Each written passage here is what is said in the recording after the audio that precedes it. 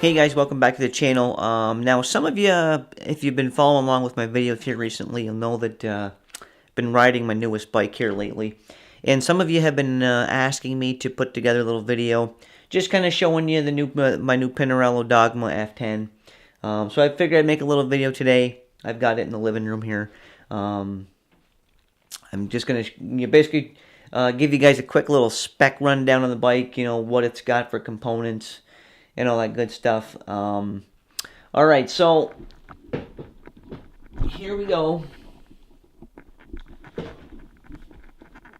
Now I've got my wide angle lens on here today so you guys can see this a little better. Now, alright, so this is my Pinarello Dogma F10. It is a size 50 centimeter and fits me really good. Now, this is obviously Pinarello's, newest, highest grade carbon frame. It's their T11 carbon. It's a super high quality frame, and it's light. It's, Pinarello doesn't make, their design philosophy isn't, they don't have a climbing bike, or they don't make, an aero bike. They don't make, different versions of their elite race bikes. Pinarello believes in simply building fast bikes. And tell you what, after my first, handful of rides on this new Dogma F10, I'm literally blown away at just how fast this bike really is. I think you guys, if you guys follow along with my channel, get my focus in right here. Now, if you guys follow along with the channel, you'll know I recently went out on like a 4-hour ride, and I rode that. Basically, I was like racing against myself. I was basically like racing against myself, and I'm not kidding you. I've never ridden a 4-hour ride that fast. I mean, I think I averaged like 20.6 miles an hour, and I had like 3,200 feet of climbing. So I'm just really amazed at how fast this Dogma F10 is. So as far as the components, like I said, obviously this is Pinarello's highest quality frame, their T11 carbon Dogma F10. Now this does have the SRAM Red E-Tap system, and I'm going to be giving you guys my more in-depth thoughts on the SRAM E-Tap here a little bit on the channel.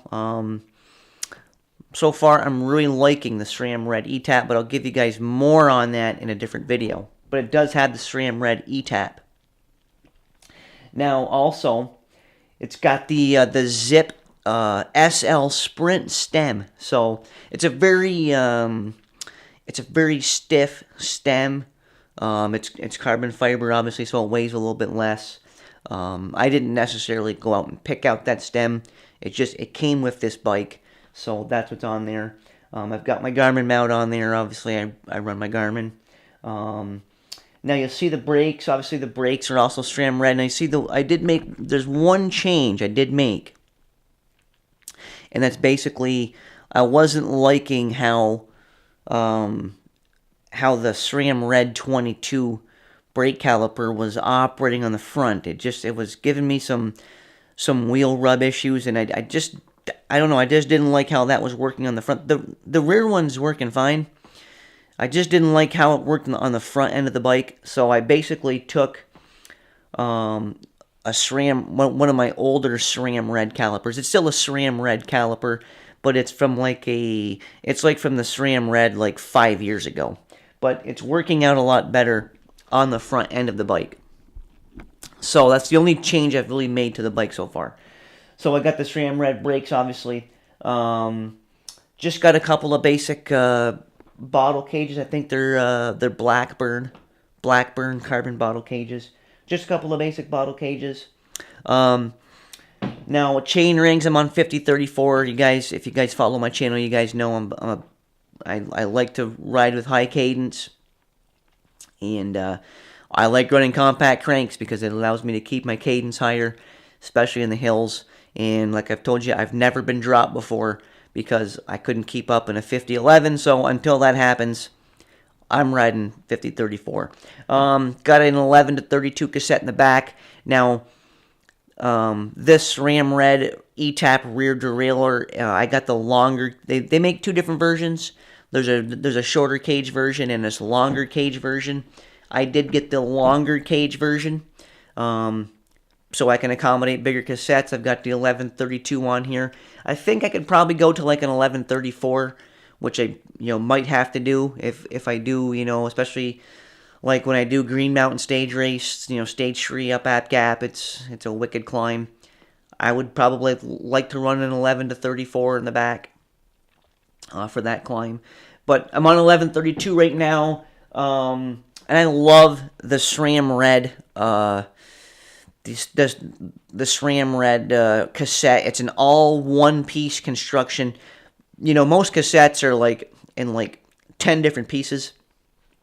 The SRAM Red cassette is all one piece. It's just all one piece of material. And I just think it's the best cassette out there. Love the SRAM 1132 cassette. I've got the bike on my... I'm currently riding the Pinarello on my Zip 404 NSWs. I'm a big fan of the Zip 404. I've got two sets now. They've been a good wheel for me. They're the perfect all-around race wheel. They work good in the flats. They work good in crosswinds even. They work good in the hills. They're kind of the perfect all-around do everything race wheel. So I'm on the Zip 404 NSWs. And I take that back. I did make one other change to the bike. I don't have the stock saddle on there. I've actually got my Selle Italia SLR carbon rail saddle. Just a really comfortable saddle for me. Probably my all-time favorite saddle. Got that on the bike. And I think that's pretty much it, guys. It's pretty much, the bike. I can't think of anything else I'm not telling you about. Again, liking the SRAM Red E-Tap. I'm going to give you guys a more in-depth look at that a little bit later on. But I think it's a good system, and so far it's working good for me. Again, just really impressed with this bike, how fast it is. As far as weight, now I do have my PowerTap P1 pedals on here. Obviously, I'm trading with Power. So I do have the PowerTap P1s on here, which are a tad bit heavier. They're a little bit heavier pedal.